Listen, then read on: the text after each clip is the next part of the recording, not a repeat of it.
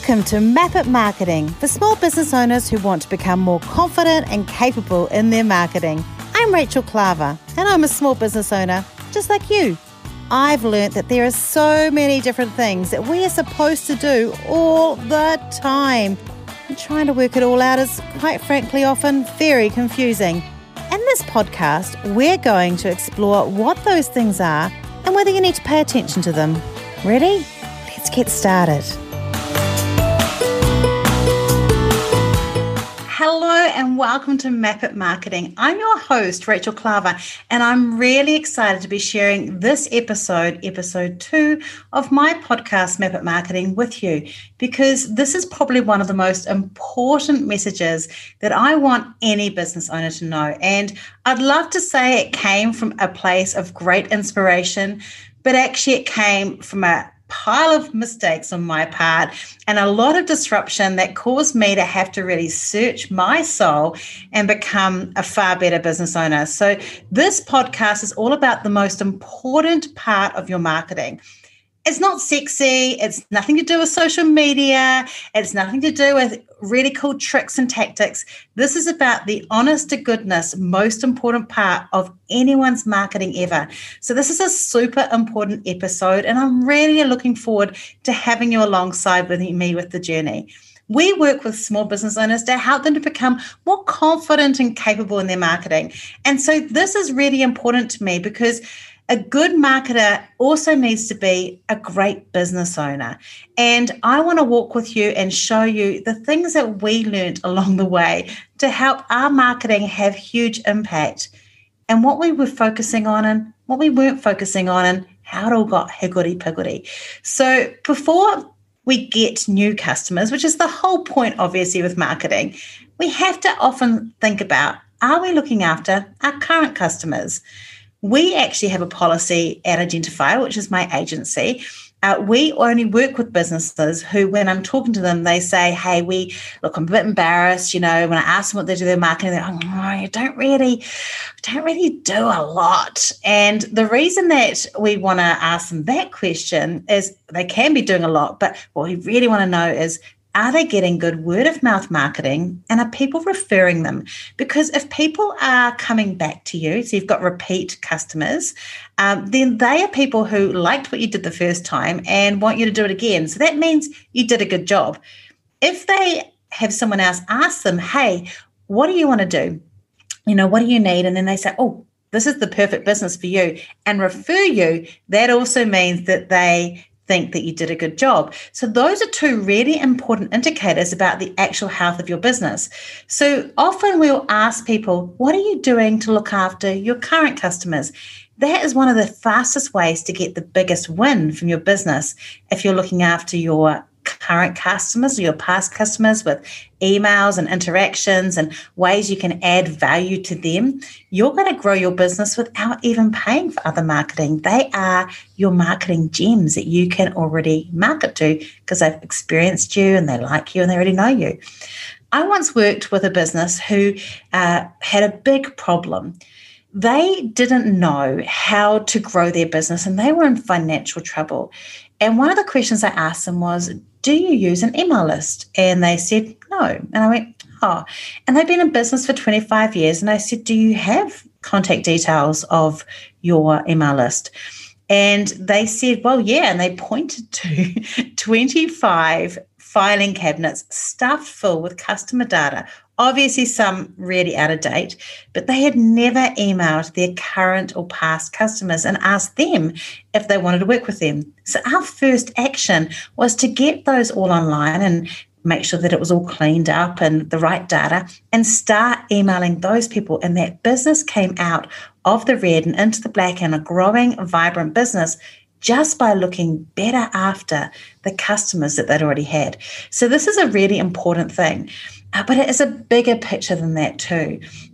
The reason this is so important is the most important part of your marketing is the T in Map It, trust. Everything we need to be doing is about building more trust with our customer base, but also with people who are showing interest in us and thinking that maybe they will want to work with us. Our job is to build the trust, and then our most important job is to not break that trust. Our robust client relationships are the biggest asset to our business, and that is true for any single business. I'd love to say that Identify was always like that. I'd love to say that for Identify, we always had this amazing reputation with our clients. I used to go on Facebook, and I don't know if any of you are part of Facebook groups, but you know how when they go, hey, does anyone know of a great electrician? Or, hey, does anyone know of a great person to do social media posting? Or, hey, does anyone know of a great place to do gift boxes? Whatever the business thing is, if you're at that business, you're like, oh, is someone who's a customer of mine going to choose me? Are they going to say that I'm the best? And I used to go in and I'd be like, someone's going to say us. I know my customers are in here. And not once would my customers ever say, hey, you should go and talk to Rachel. She knows what she's talking about. Go use Identify. They're the best. Not once. And instead of thinking, maybe something's going on here, I used to just think my customers just don't do that stuff. It's a sign. Why do people not pick us? Why do people not want to refer us? Sometimes you will get the occasional customer. They're a pain in some ways. Love them, but they're a pain. Who love you so much, they don't want anyone else to know about you. So they hold you really tight to their chest. But the vast majority of people want to feel good with other people and share information. And they want to share who you are. So if you're not getting that word of mouth and referrals, that's the thing you need to fix first. And it's probably around the way you're delivering your service, the way you're treating your customers, and all of those things. I would love to say that we were a great business, but we were a very mediocre business when I first started and grew Identify. And I thought I'd give you a little bit of a history. I started Identify because I had become a bit frustrated and I was getting really sick, like physically sick in my previous role. And so I started Identify, and I actually started doing social media management because that was something that I knew that people thought I was good at, and I was a content writer. So I was like, this is what I'm going to do. I was actually terrible at it. I was great at getting the strategy together. I was great at getting the initial concept together. I was terrible at ongoing client content or ongoing client work. And I disappointed drastically the 2 clients that I'd managed to get when I first started. The first month, they were enraptured with everything I did. By the second month, I'd got a bit bored. And so I just didn't really do the job properly, which is a terrible thing. Like, it's a terrible sign and story of my own integrity at that point. It was really, it doesn't put me in the best light. But what happened was I went and set my invoice off, and for some reason, they didn't want to pay it. I couldn't work it out, but I have a feeling it was probably due to the fact I didn't do the work. So I thought, hang on, I still need to have this role and I want to have this business. I need to employ someone. And so someone came on board, and then another person came on board, and suddenly I grew this business where I was there, this full-time person, and it had started off as a very profitable business. I was doing a bit of strategy as well and had things like that, and I'd made money, but it suddenly grew into this business really quickly over 6 months of 14 part-time staff. And we had a philosophy of bringing people back from the workforce into the workforce so they could work from home and have flexibility. And it was great on paper. In fact, we won awards for it. But internally, I had stopped making money. I'd lost track of who our customer was. I definitely had lost track of what we were doing in terms of making sure that our customers were happy. And we moved from that to having proper offices and full-time staff and everything. And I created this machine. And I talk about this with small business owners often who have staff, and they know this feeling where you suddenly have all these lives you're responsible for, and you have all these people that you have to feed. You have to pay for their bills and things like that by employing them and continue to pay them. And you feel this weight of responsibility. And all I knew was I had to keep on feeding the machine. So I gave other people in the role responsibility on how we talk to our customers on social media. I gave them all the responsibility of looking after the customers. Once someone came and worked with us, I had very little contact of that customer journey or customer experience. And I just kind of let everyone handle it because I was so busy just to trying to get people in. And I was definitely a love you or leave you kind of business owner. I was warm and engaging, and I was great on those initial calls. I loved developing rapport. I still love doing that stuff. But what I would do is I'd do it and I'd grab that person. I'd be like, great, here you go into our engine. And then I would never really talk to you again. And so they'd get Rachel's warmth and all my stuff that I'd said and all my promises.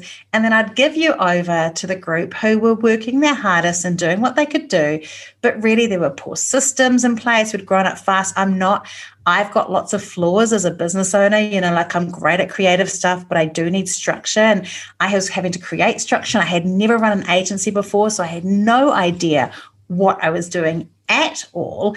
And I really struggled to get that consistent, great response going on. We had some issues going on as well. We were doing too many things. We were trying to be everything. We were saying we are your full service marketing agency when there were definitely areas that we weren't great in. We were marketing to everybody because I just wanted to have anybody. And I have a saying, when you market to everybody, you market to nobody. I tell my clients that. But I wasn't paying attention to that myself. So that was really hard. And we weren't experts in things. And what happened was we kind of muddled it along. We kept on attracting clients that were problem clients, but they weren't problem clients. We were the problem. And I think, there's that whole 3 bastards rule, if someone annoys you once, it might be that they are awful. If it's twice, what's going on? If it's 3 times, it's you that has to change. That's what had to happen. And it all came to a head. A team member left and I had to take over her responsibility of looking after the team and looking after the clients. And my husband came into the business and said, look, I'll come in for a month and just kind of look after things. He'd just finished a contract and he came in and he looked at the books and looked at me and said, Rachel, this business is a mess. And I don't even know how our customers are staying in here. We're not delivering on our promises. And we've got a whole lot of people we've worked with before who I thought would come back to us and they haven't. And it was like this light went on and I thought, you're so right. I've been so busy trying to build this trust in the new people. But I did not understand that as soon as I came into the business, I broke that trust. I was mortified. And I did what any business owner would do at this point. I took a couple of days off. I went to my bedroom and I pulled the covers over my head and basically didn't want to leave the bed at all. And what I did is I had to think, do I want to quit? I'm embarrassed. Do I want to walk away and let go of everything I've done in this? Or do I want to take this and see if I can fix it? So Rod and I had a talk and he decided that he might need to stay for a bit longer than a month. And what we decided to do is we went back to every single person that we had worked with in the last year. And we said to them, hey, we mucked up. Our job is to build trust with you before we sell to you. But it's also to keep that trust when we keep on looking after you. And we didn't do that. What did you find about our experience? Were you happy with what we did? Was the quality enough? Did we look after you? Did you feel like we were connecting with you? Did we deliver on the promises? And you know what? We just did not. We had not delivered on the promises that we were meant to have made. Now, I could quite easily go, oh, was that team member's fault or is that team member's fault? No, it's my fault as a business owner. When you own a business, if your team isn't doing the stuff you should be doing, that's actually on you. And I really struggled with the thing that I had caused this. I had caused something that was so against my internal values. I hadn't embedded my personal values into the business. I hadn't done those things. I had just basically created this poorly constructed house of a business that had ramshackle bathrooms and plumbing that didn't work and leaks in the roof and didn't actually create a business that served our customers. So Rod and I got our little team and we got them to just work with the customers that had somehow managed to stay with us. And that kind of paid for their income. And Rod and I, for 6 months, took no income out of the business. We took money out of our mortgage and we worked hard for free and and redid the work and repaired the relationships for every single business owner who would allow us to. Now, one of the people that we did that with was a woman called Tracy Smith. And she had a business that we had walked in. Another person had gone and done her training. And I had promised what we would deliver, and this person hadn't done that. And Tracy, to her great honesty and grace, was very frank with me about what we had missed out on and what we had not done. And we listened. And so we did it again. Rod flew down to her. She lived a distance away, and we flew down and worked with her.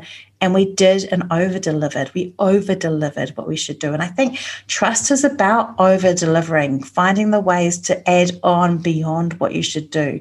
It's very easy to build trust in the early parts of your marketing when you're sharing information and sharing values. We teach people to share advice and value and that sort of thing. But once they become a customer, you've got to keep that going all the way through. So we did that with Tracy, and she became our biggest referrer. She was living in a city called Nelson, actually out of Nelson in New Zealand. And she's telling people about us all the time.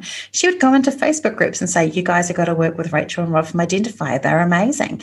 And we began to feel this feeling of, oh my gosh, there's someone here who this worked for. We're actually getting referrals from someone who loved us.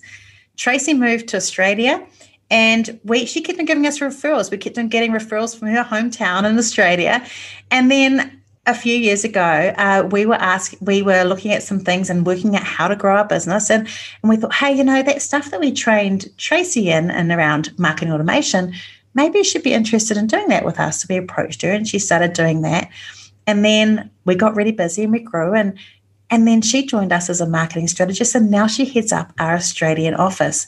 She came from a place where we had broken her trust completely. I had broken her trust, to a place where we built that trust, to a place where we have the most trusting relationship possible because she represents us in Australia.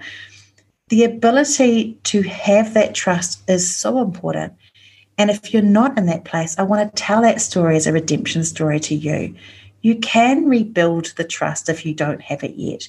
It does take sheer effort. It takes a sheer decision to focus on building that trust with your customer. Building trust builds great businesses. I'm thrilled that because we are consistent, we provide an authentic voice, we have regular meetings now that says, how do we serve our existing customers better? What can we do to add value to them? One of the things we did is we have a free online school called The Toolbox. I'll put it in the show notes. You can do your whole marketing strategy in there for free, and we don't market to you. You just have that. You can have it as a treat. But one of the things that we did is I went, hang on a minute, we're giving this huge thing for free to people who've never worked with us. What do we give to our current customers? So anyone that works with us on a strategy gets part of our Map It Connect group, which is a online portal that gets updated, free lifetime access to it with all the new bits and pieces. So I'm currently doing some stuff around Reels. The training and organisation for that will go into there so people can use it and rely on it to learn how to do Reels themselves. So finding ways to add value to your existing customers helps create a really solid business. There's obviously lots of other ways you can build trust. And over the coming episodes, we will cover some of these things like strategic alliances, working with people who can refer you or that you can refer other people to. It could be networking groups like BNI and, tradie groups and all sorts of different other groups where you can actually come together and you're referring each other because you know who each other are. There is events that you can go to, so chamber events and different things like that. You can use building trust by using testimonials, so people seeing your testimonials. We use case studies and testimonials at Identify, and one of the things we've learned is that our case studies get hit hard on our websites. People read them and they often refer to them when they come and talk to you. We've had people refer to our testimonials and say, hey, I read so-and-so does this, I'm in a similar industry, could you do the same thing for me? So case studies and testimonials can help build that trust. But all of those things don't count unless you're doing that trust relationship with your customers first. That's where it starts. the most important part of your marketing is to build trust in your current customers and in your past customers. Because if you've done that, they will repeat their business with you. They'll come back in return and they'll refer you to others. And that in itself is a really clever way to grow your business. Before you worry about social media posts and ads and Google AdWords and SEO and all those sort of things, that one thing today is something that you can work on completely for free. It takes lots of effort, but completely for free. Building trust builds great businesses. Let me say that again so it's nice and clear. Building trust builds great businesses. So my challenge for you today is, if you know that you're not getting as much word of mouth and repeat business as you can, find out what's going on. Is it something in the way you're selling something and it's not happening? Is it the team and the way the experience is there? Is it something that's not causing people to delight in you? Because people share things that they delight in. That's the first thing that you do with your marketing. I'm really looking forward to sharing with you more stories about how we use trust in our marketing through marketing automation and lead generation and social media posting. But first, it starts with the customer experience. How's yours? I'd love you to think about that and take action on that today. In our next podcast, we're going to be talking through a little around positioning and how to get your messages together. So I'm looking forward to sharing that with you coming up in the next podcast. But today, remember, T is for trust. And building trust is a great way to build a great business. Thanks for tuning in today to Map It Marketing with me, Rachel Klaver. Make sure you hit subscribe in your podcast app so you don't miss an episode. And if you want notes or information about today's podcast, go to rachelklaver.com/podcast for more information.